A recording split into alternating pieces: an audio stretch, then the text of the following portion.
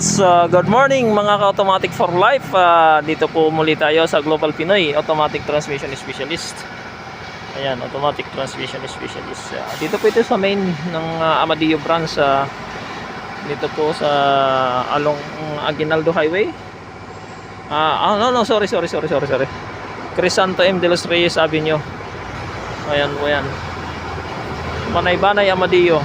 Global Pinoy Automatic Transmission Specialist. So ngayong umaga, ito po yung ating Ford Everest Titanium. Ford Everest Titanium. So ito po yung ating iti-test drive ngayon. Mo-monitor natin kung ano yung nagiging problema. Medyo may concern dito yung may-ari. And at the same time, sasalangan na rin po natin ang ating diagnostic scanner. Ayan po. Ka-ongoing na yung kasama ko sa pag-scan. Dito stream. Ayan na. Monitor tayo. So start muna tayo ngayon.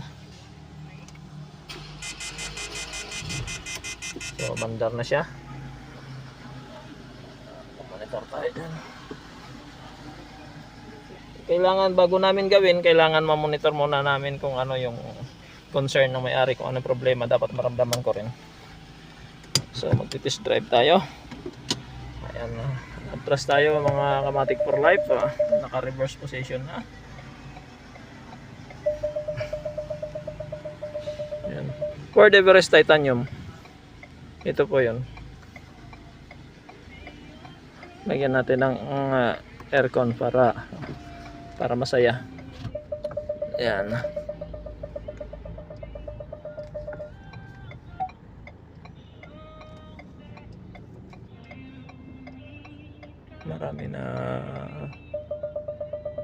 Maraming sasakyan. Ayan, makakasingit tayo. Ayan, bante tayo.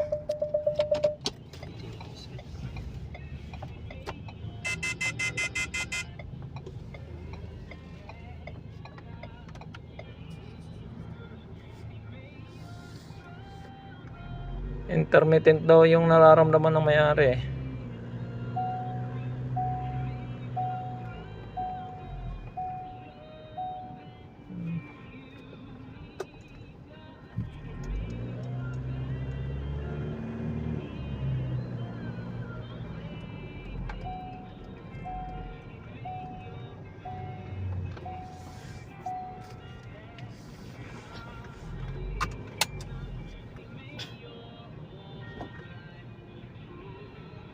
So ongoing po tayo.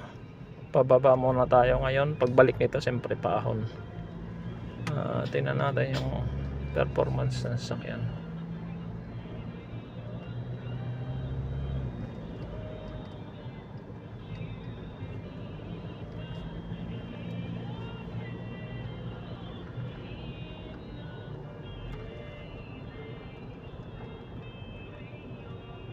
Pababa po ito.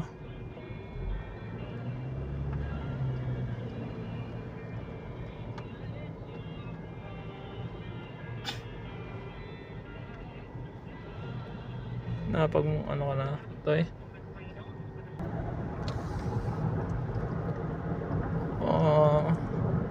okay naman yung takbo nito. Ayan o. 100 takbo.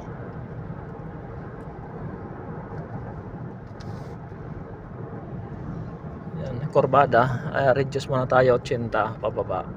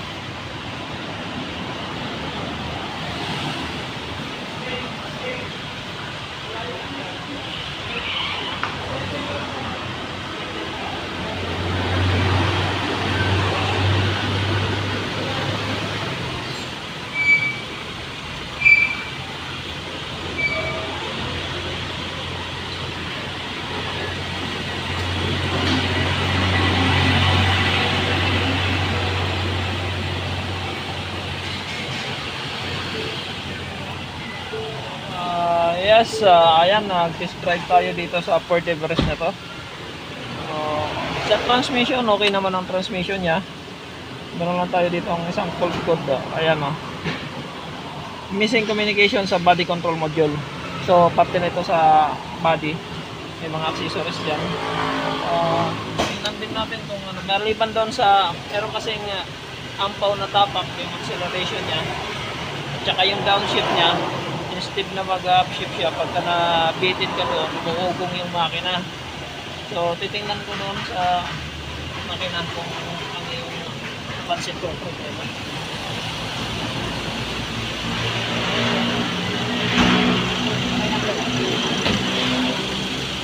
Madaling mga ano. Bubuksan ko ito muna, silipin ko kung ano yung problema.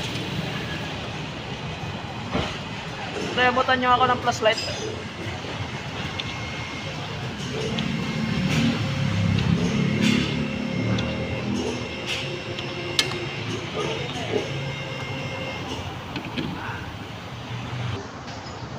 Ayan.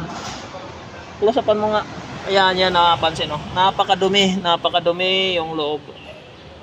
Ano ba, paano ba natin makikita?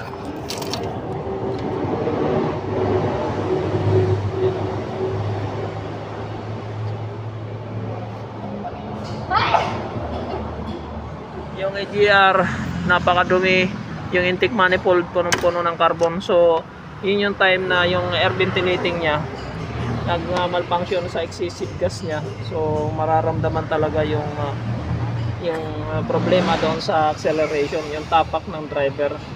So this time kailangan natin maglinis dito sa EGR cleaning. Kaya mag-EGR tayo, intake manifold tsaka EGR. Ibababa natin yan para malinis o ma-decarbonize. So that's it, sir. Ito na yung sakyan mo. Send ko sa iyo video.